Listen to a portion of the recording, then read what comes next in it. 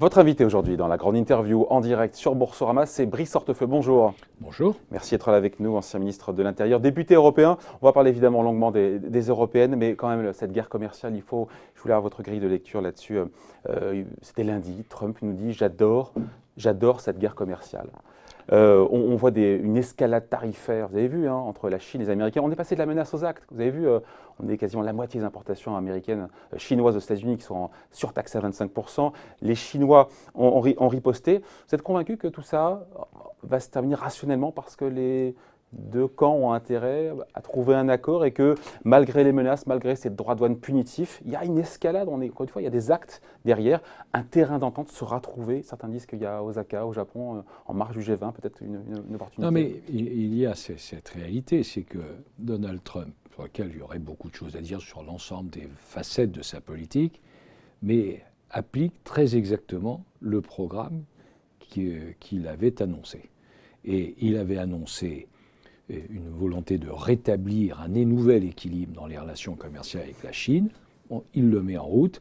Il va taxer une augmentation des droits entre 15 et 25% selon un certain nombre de domaines, en tout cas pour l'équivalent de 200 milliards de dollars. Et là, il est en position de force par rapport à la Chine, qui riposte bien sûr, qui annonce des augmentations, mais pas sur les mêmes volumes, parce qu'elle n'a pas les moyens d'aller sur ces mêmes volumes. Il est en position de force, mais elle ne donne pas le sentiment de plier pour l'instant, la Chine. Oui, enfin, moi je parle assez peu le chinois, peut-être vous-même le mandarin, vous le maîtrisez, mais j'ai cru comprendre dans des traductions que la Chine avait quand même laissé poindre l'idée d'un délai qui permettrait... Bon, ce qu'il faut, c'est éviter que l'Europe soit la victime collatérale. Ah, et ça, on va y venir. Ça, c'est un vrai sujet. Le risque existe, bien sûr. Et pour vous, en tout cas, un terrain d'entente sera trouvé in fine, où on peut très bien aboutir à ce que chacun... Parce qu'il y a une élection derrière pour Donald Trump. Oui. Politiquement, est-ce qu'il a besoin ou pas, encore une fois, d'arriver en disant tiens, j'ai trouvé un accord, où il pourra jouer, il y a toujours l'ennemi chinois et je suis là pour vous défendre? Oui, enfin, la popularité du président américain ferait pas lire de jalousie ou rêver un certain nombre de leaders occidentaux, et je pense notamment au président français. Non, mais je crois qu'à un moment donné, bien sûr, on signera la fin de cette partie et qu'il y aura donc un accord qui sera trouvé. C'est ma conviction, mais c'est vrai qu'avec Donald Trump, on a parfois des surprises. Donc ce qui paraît rationnel n'est pas forcément celui qui se déroule. Ouais. Il y a 2 jours, à votre place, il y avait Pierre Moscovici, le commissaire européen aux affaires économiques et financières, qui nous disait justement que dans cette guerre commerciale, ce sont les Européens qui souffrent le plus. Parce qu'on est un continent, on est l'Europe hyper ouvert commercialement. Et là, on se dit comment est-ce qu'on fait, une fois qu'on a fait ce constat-là, pour arrêter de subir une guerre commerciale qui nous dépasse, oui, dans laquelle on n'est pas partie prenante. Ce sont les Européens qui souffrent le plus. Je suis convaincu que Pierre Moscovici a dû lui-même l'évoquer, avec des secteurs qui sont plus directement touchés. On sait très bien que dans cette guerre commerciale, la victime collatérale, ça peut être l'industrie, notamment l'industrie automobile allemande. Ouais. Bon. Et donc, c'est pour ça qu'il faut être très vigilant. Quant à la réalité, oui, il y a une réalité de l'ouverture des marchés, par exemple, publics européens. Il n'y a absolument pas de la même réciprocité. Nos marchés publics sont ouverts à 85%, ils sont ouverts à 32% aux États-Unis, ils sont ouverts à 0% sur le marché chinois. Donc il y a un déséquilibre, même si, encore une fois, le marché public est un marché minoritaire à cet échelon-là. Mais c'est ça la réalité. 85% d'ouverture côté européen, 32% côté américain, 0% côté chinois, et on peut mettre le Japon aussi dans la même fourchette.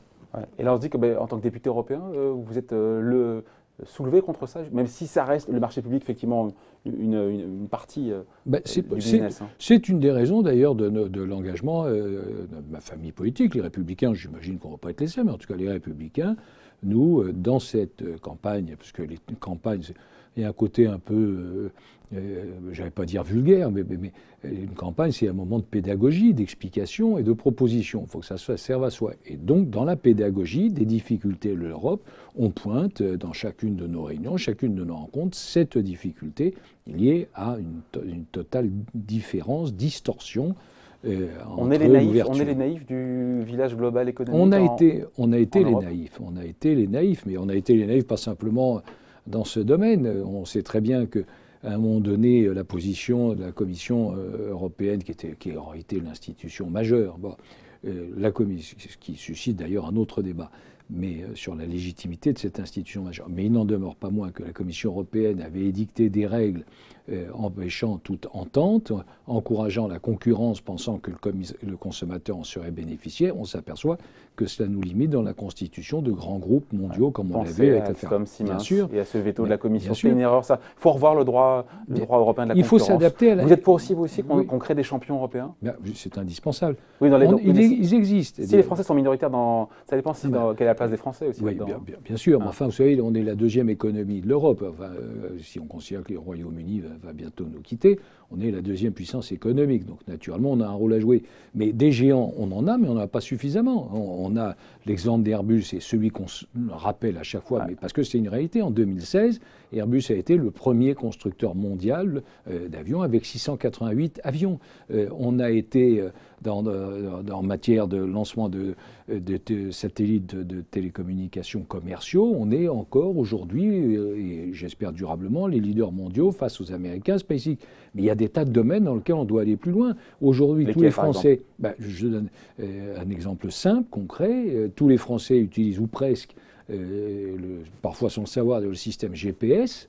Le GPS, c'est une entreprise, un système américain, avec tout ce que cela peut représenter, précisément de périodes de tension. Bon, il faut que nous ayons, là aussi, un système qui soit européen. Alors ça va être le cas, ça sera en 2021 le système Galileo, qui sera directement concurrent du GPS américain, directement concurrent du GLONASS, l'entreprise russe, ou du chinois Beidou, par exemple. Pour clore la séquence guerre commerciale, on sait que Donald Trump s'est laissé jusqu'au 18 mai, donc c'est... là, imminent, même si peut-être qu'il octroiera un délai, mais pour taxer ou pas justement parler des importations européennes de voitures, évidemment ce sont les Allemands qui sont visés, comment l'Europe doit riposter si d'aventure, même si ce n'est pas fait encore, il ouvre, le président américain, un nouveau front avec nous? Comment est-ce qu'on fait pour ne pas céder à la pression du président américain? Il y a, là aussi, il ne peut pas y avoir, si le président américain le fait, c'est qu'il se sent bien sûr en position de force. Encore une fois, il le fait vis-à-vis de la Chine et il a agi de l'atteinte à la sécurité nationale mais là aussi, pour les voitures allemandes, c'est douteux quand même. Mais là aussi, moi, ce qui me frappe, c'est le système médiatique présente Donald Trump comme un peu, et sa politique erratique. En réalité, il poursuit méthodiquement son credo, il applique son credo sur l'Amérique d'abord. Et souvenez-vous, pendant sa campagne présidentielle, il avait dénoncé la puissance économique allemande, c'est-à-dire essentiellement la puissance économique industrielle automobile allemande. Il disait on voit trop de voitures allemandes à New York, c'est ça qu'il disait. La France entre dans le top 5, c'est une étude A.T. Kearney qui vient de sortir, des pays les plus attractifs. On a pris la place des Chinois, tiens, 5e position. Est-ce que ce résultat, c'est le fruit de la politique économique menée par le président avec baisse d'impôts sur les sociétés, réforme du Code du travail, flat tax, réforme de l'ISF? On peut lui mettre ça à son crédit? C'est le fruit du fait que la Chine... aujourd'hui, inquiète, ne rassure pas. C'est ça, en réalité, c'est une des conséquences du déclassement de la Chine, avec une industrie en surchauffe, sans doute une croissance 4 fois supérieure à la nôtre. Oui, une croissance, mais qui est en baisse. Et donc, il y a tous ces éléments qui viennent rentrer en ligne de compte. Bon, c'est un... Non, mais c'est... Pardon, moi, c'est la réforme de droite, on parle de réforme de droite, la baisse de l'IS, la réforme du Code du travail, l'ISF, la flat tax, c'est ce que la droite aurait dû faire quand elle était aux affaires. D'abord, je le dis, s'il y a une bonne nouvelle pour notre pays, il faut naturellement s'en réjouir. C'est pas parce que je suis dans l'opposition, je vais expliquer que...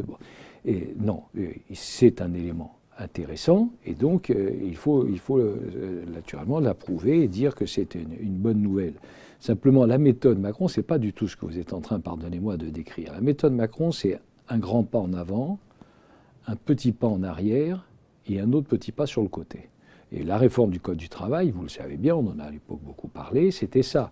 On a annoncé un grand pas et puis finalement, petit à petit, on a corrigé, les PME n'ont pas eu ce qu'elles souhaitaient et ainsi de suite. Donc aujourd'hui, plus récemment, ça, vous parliez de la réforme du Code du travail, aujourd'hui, ça vient d'être rappelé il y a quelques minutes, Emmanuel Macron, qui paraissait pro-entreprise, devient dans un certain nombre de ses actes, comme ça a été rappelé par Raphaël Legendre il y a quelques minutes, dans un certain nombre de ses actes concrets, finalement, on peut s'interroger s'il aime toujours les entreprises. Bon. Donc, il ne mène plus une politique pro-business. D'ailleurs, c'est ce que Laurent Wauquiez a dit, je ne sais plus, il y a quelques temps, je l'ai vu. il l'avait sur dit. Europe 1, il disait que, voilà, il exagère pas un petit peu quand tu dis voilà, que le président Macron est passé d'une politique pro-entreprise à une politique anti-entreprise. C'est vrai qu'il y a un effort qui est demandé sur les niches fiscales des entreprises, c'est la réalité, mais on parle de quelques centaines de millions d'euros. Il ne fait pas les poches non plus des boîtes. En tout cas, il l'utilise comme cheval de bataille. Donc, non, c'est une réalité. Ça illustre ce que je viens de vous dire. Un pas en avant, on a eu un discours pro-entreprise. Un pas en arrière, on a une attitude, des déclarations. Vous savez, moi, je suis bien sûr pour qu'on réexamine les niches fiscales. Mais à partir du moment où on dit qu'on ne touchera pas les niches fiscales qui concernent les services à la personne, ça veut dire qu'on va toucher les niches fiscales qui concernent les entreprises. Et ces niches fiscales, elles ne sont pas tombées du ciel. Non. C'est le CICE. Oui, c'est crédit impôt recherche, pas touche. Bien sûr, crédit impôt recherche, c'est évident. Et donc, on voit bien. 26 milliards sur 40 déjà. Oui.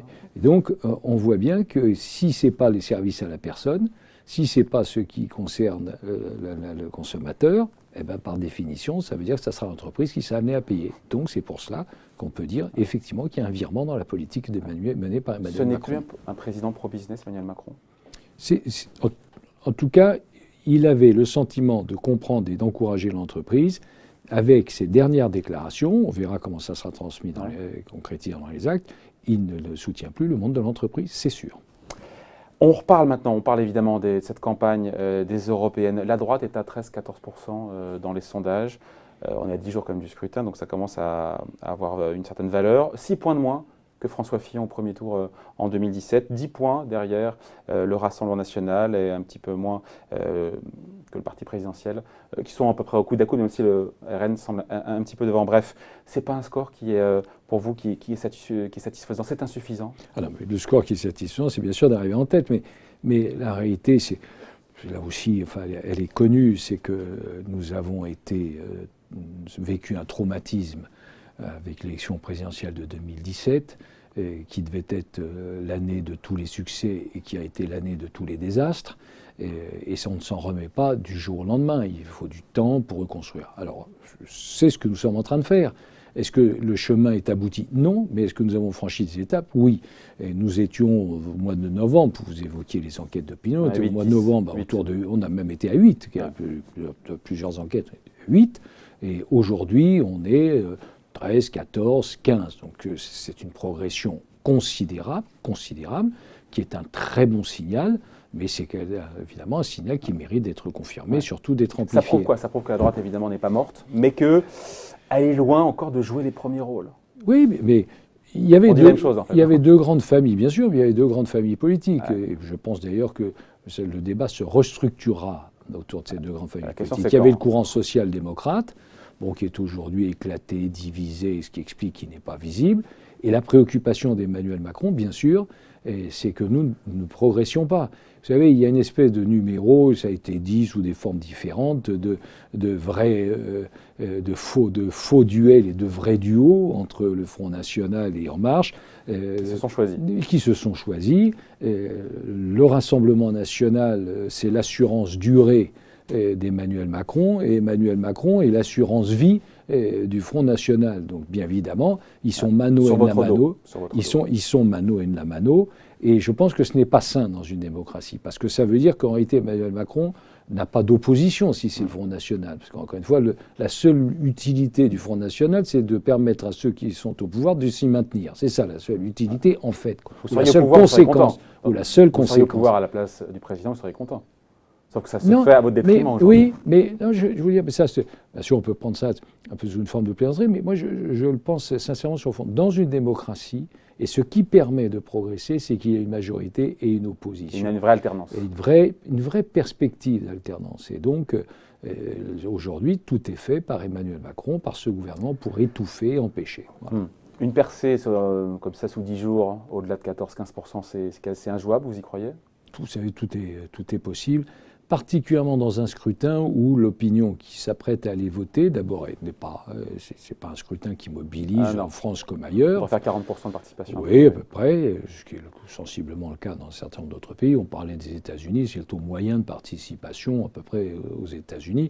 En France, en Europe, il y a des exceptions. Il y a des pays qui sont à 84-85%, mais ce sont des pays dans lesquels le vote est obligatoire, notamment notre voisin belge. Mais donc, comme il y a une forte, il y a une participation qui sera modeste, tout est possible, à vrai dire, dans les derniers jours. Donc, il faut être assez prudent. Ouais, le sujet pour la droite, évidemment, vous le savez, c'est comment faire revenir, comment faire mettre un bulletin LR à celles et ceux qui sont partis, qui étaient chez vous, qui sont partis chez Macron, enfin dans le parti présidentiel. 20 à 25% des électeurs de François Fillon votent aujourd'hui pour La République En Marche. Oui. C'est ça votre sujet aujourd'hui? Oui, c'est-à-dire il faut profiter de comment non, mais cette période de campagne, elle doit permettre justement cette pédagogie. D'abord, la seule question qui compte, c'est en quoi on peut être utile.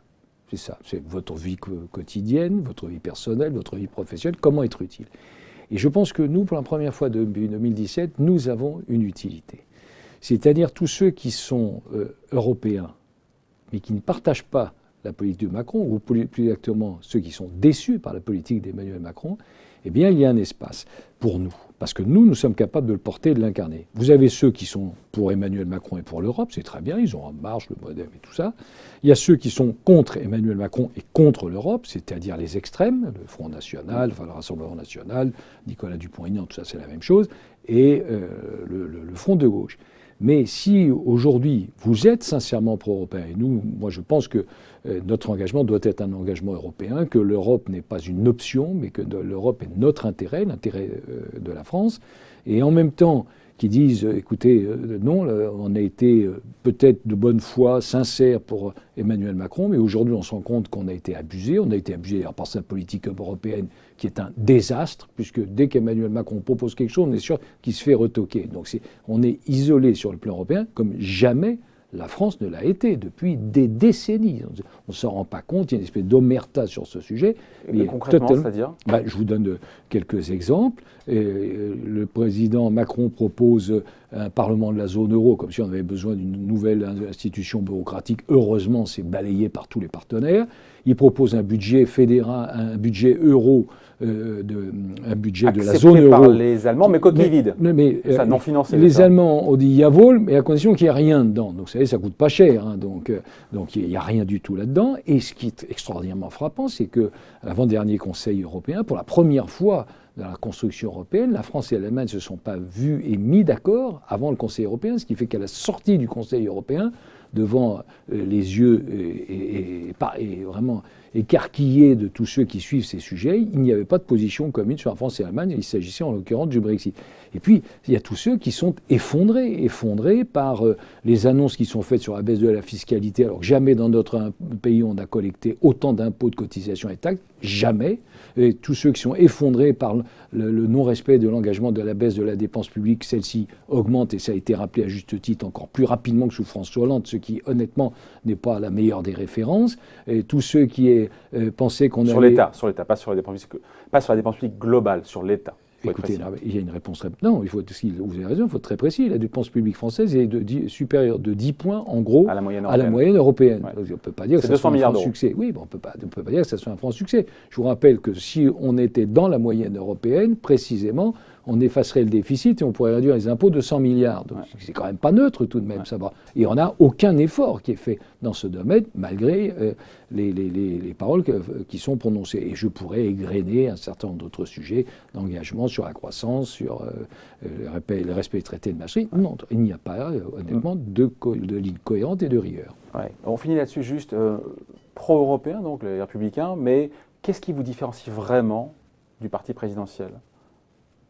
Vous êtes tous les deux pro-européens, mais dans les propositions, parce que... Je vous donne un exemple, en réalité très, très simple. C'est sur la réponse aux défis migratoires. Bon, les mots... Il nous parle de contrôle aux frontières Oui, mais nous sommes les seuls à dire clairement que la réponse aux défis migratoires, ça ne peut pas être la solution, encore une fois, Marine Le Pen, Dupont-Aignan, Bordella, tout ça, c'était une réponse nationale. Ça ne peut pas non plus être une réponse européenne. Et je trouve que le président de la République essaie de réorienter ce sujet, qu'il évoque très peu d'ailleurs, sur la question européenne, nous sommes les seuls à dire clairement la réponse aux défis migratoires passe par une politique de protection européenne aux frontières européennes et par une politique nationale, c'est-à-dire marcher sur ses deux jambes, pas être à cloche-pied. Et quand vous voyez le président de la République qui se refuse à dire, ce qui est une évidence, c'est que la Roumanie n'est pas prête, par exemple, à entrer dans l'espace Schengen, une espèce d'ambiguïté sur ce sujet qui est invraisemblable. Je donne un deuxième exemple, sur la PAC. À Paris, le gouvernement et le président de la République défendent le budget de la PAC, l'intégrité et l'intégralité du budget de la PAC. Le commissaire, malheureusement pour eux, le commissaire européen au budget vend la mèche en expliquant qu'il est très surpris des déclarations à Paris, puisque quand il y a des négociations à Bruxelles, le gouvernement français ne dit rien contre la baisse de 15% de la PAC. Ça a des conséquences, bien sûr, une baisse de 15%. Je vous rappelle, ça fait en moyenne une baisse de 20 000 euros par exploitation agricole. C'est ça la réalité. Voilà, deux exemples différents, et je pourrais en dégrainer un certain nombre d'autres. Il faudra le faire d'ici à 2022. On finit là-dessus. Guillaume Pelletier, dans votre parti, qui disait la droite est en train de sortir des abîmes. C'est ça, c'est ce que vous dites avec vos mots, mais c'est-à-dire qu'en fait, la droite n'est pas encore aujourd'hui perçue vraiment comme une alternative crédible. Mais vous savez, et c'est tout le travail qui vous reste bien d'ici à 2022. Mais c'est d'ailleurs pour ça, par exemple, que moi je continue mon engagement en politique, parce que on ne peut pas laisser la France dans un face-à-face entre Emmanuel Macron, dont on n'arrive pas très bien à comprendre finalement où il se situe, et le Rassemblement national. Que ça les arrange tous les deux, ça j'ai bien compris, et tout le monde l'a bien compris. Mais je pense que nous avons besoin, dans une démocratie moderne, d'une majorité, d'une opposition, une majorité qui gouverne. À mon sens, elle gouverne mal, celle-ci, et une opposition qui soit capable, bien sûr, de s'opposer, bien sûr de critiquer, bien sûr d'approuver quand c'est nécessaire, mais qui se prépare et qui prépare une alternance. C'est ça la vie démocratique. La droite est prête pour l'alternance ? Nous construisons le chemin pour l'alternance. Voilà. Mais naturellement, ce n'est pas un travail encore abouti. On en reparlera quand vous reviendrez. Merci d'avoir été avec nous. Brice Hortefeux, donc député européen et ancien ministre de l'Intérieur, qui était l'invité de la grande interview en direct sur Boursorama. Merci. Merci.